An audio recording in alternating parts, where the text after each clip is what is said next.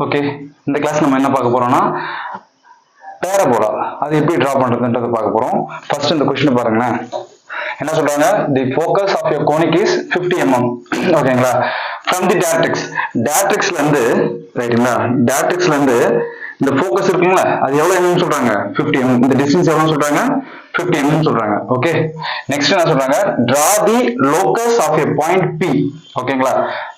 P, okay, moving in a such a way that its distance from the directrix is equal to the distance from the focus, which means இங்க நம்ம ஒரு vertex fix பண்ண வந்துறீங்களா, இந்த vertex V fix பண்ண வந்துறீங்களா, அதான் சொல்றாங்க அந்த P என்ற பாயிண்ட் ரைட்டுங்களா, இது locus of a point P, which means இந்த ஒரு கர்வ்ல இந்த லோகஸ்ன்றது இதான் போயிட்டு வருது. ஓகேங்களா?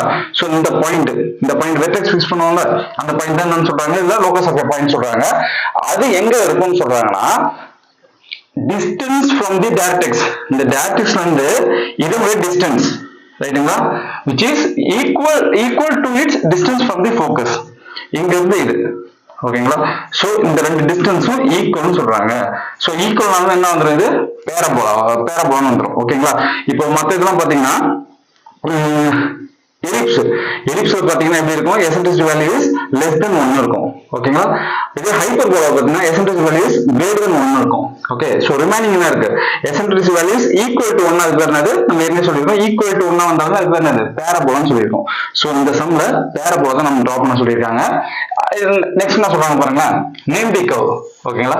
இந்த கர்வுக்கு நேம் கொடுங்க அப்படின்னு சொல்றாங்க. ஏன்னா இது டைரக்டா வந்து எலிப்ஸ் வரீங்க, இல்ல பேரபோலா வரீங்க, ஹைப்பர்போலா வரீங்க அப்படின்னு சொல்லல, டைரக்டா சொல்ற இது क्वेश्चन கொடுத்தாங்க, இந்த கர்வுக்கு என்ன நேம் வரும் அப்படின்னு சொல்லணும்னு சொல்லிட்டாங்க. சோ நம்ம தான் கண்டுபிடிக்கணும். சோ நம்ம எப்படி கண்டுபிடிக்கணும்? இந்த ஈக்குவல் இந்த விஷயத்தை வச்சு தான் கண்டுபிடிக்க முடியும். டைரக்ட்ரிக்ஸ்ல இருந்து இந்த வெர்டெக்ஸ் ஃபிக்ஸ் பண்ணுவோம்ல, சோ டைரக்ட்ரிக்ஸ்ல இருந்து vertex which length is equal to the and வெர்டெக்ஸ்ல இருந்து இங்க என்ன வரும்? ஃபோக்கஸ். ஓகேங்களா? இது ஈக்குவல் அப்படின்னு சொல்றாங்க. சோ இதுக்கு டயகிராம் எப்படி டிரா பண்றதுன்றத இப்ப பார்ப்போம். ஓகேங்களா? At very first procedure we have to draw one directrix line. ஓகேங்களா? நெக்ஸ்ட் என்ன பண்ணுவோம்? ஒரு horizontal line போடுவோம். ஓகேங்களா? which is perpendicular to the directrix. இது நேம் கொடுத்தோம்னா இது D, இது D dash. ஓகே, நெக்ஸ்ட் என்ன பண்ண போறோம்? டைரக்ட்ரிக்ஸ்ல இருந்து ஃபோக்கஸ் எவ்வளவு டிஸ்டன்ஸ் சொல்றாங்க? 50 mm சொல்றாங்க. ஓகே, சோ இங்க இருந்து 50 mm மார்க் பண்றோம். ஓகே, இது பேர் தான் நமக்கு ஃபோக்கஸ் F. ஓகே, நெக்ஸ்ட் என்ன பண்ண போறோம்? வெர்டெக்ஸ் எங்க இருக்குன்னு ஃபிக்ஸ் பண்ணனும். ஓகே, வெர்டெக்ஸ் எங்க வரும்? இதெல்லாம் சொல்லிட்டாங்க, டைரக்ட்ரிக்ஸ்ல இருந்து லோகஸ்ல இருந்து ஃபோக்கஸும் ஓகே ஈக்குவல்னு சொல்லிட்டாங்க. அப்படின்னா 50 mm ல பாதி இருக்கணும். ஓகே, 50 ல பாதி எவ்வளோ? 25. சோ இங்க இருந்து 25 மார்க் பண்ணா நமக்கு இப்போ என்ன கஷ்டம்? இந்த வெர்டெக்ஸ் கஷ்டம். ஓகே, நெக்ஸ்ட் என்ன பண்ணணும்? இங்க இருந்து வெர்டிகலா ஒரு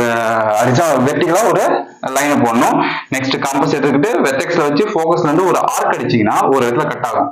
ரைட்டுங்களா? சோ இது பேர் தான் நமக்கு என்னது? Generating point G. Okay, next என்ன பண்ண போறோம்?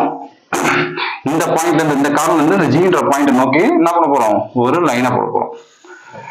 ஓகே, நெக்ஸ்ட் இந்த வெர்டெக்ஸ் இருக்குல்ல, இப்போ இதெல்லாம் பாருங்க, இந்த வெர்டெக்ஸ் இருக்குல்ல, பொதுவா பேரபோலா கர்வ் எப்படி இருக்கும்? இப்படிதான் இருக்கும். ஓகே, இந்த கர்வ் தான் வரைய போறோம். இப்போ இங்க வெர்டெக்ஸ்ல இருந்து ஓகே, இப்போ இந்த வெர்டெக்ஸ்ல இருந்து 10 mm பிரிக்க போறோம்.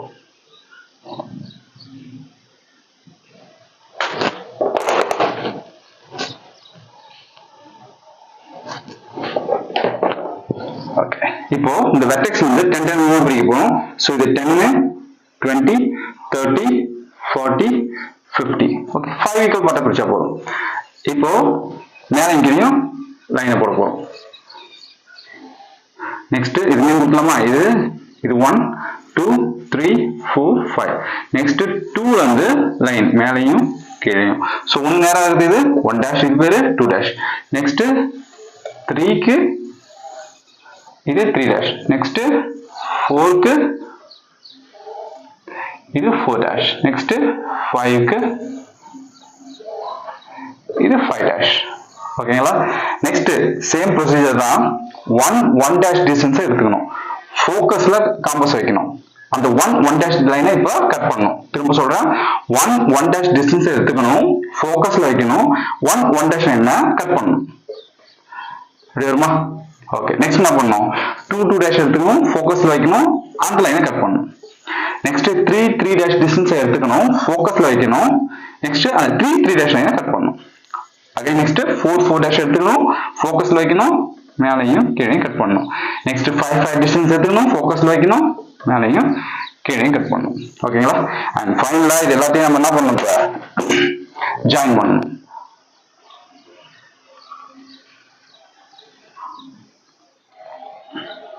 ஓகே ரைட்டா, இதுதான் parabolic curve. ஓகே, நெக்ஸ்ட் என்ன சொல்றாங்க, draw the tangent and normal to the curve at 60 mm from the directrix. Okay, இந்த directrixல இருந்து 60 mm தள்ளி போகணும்.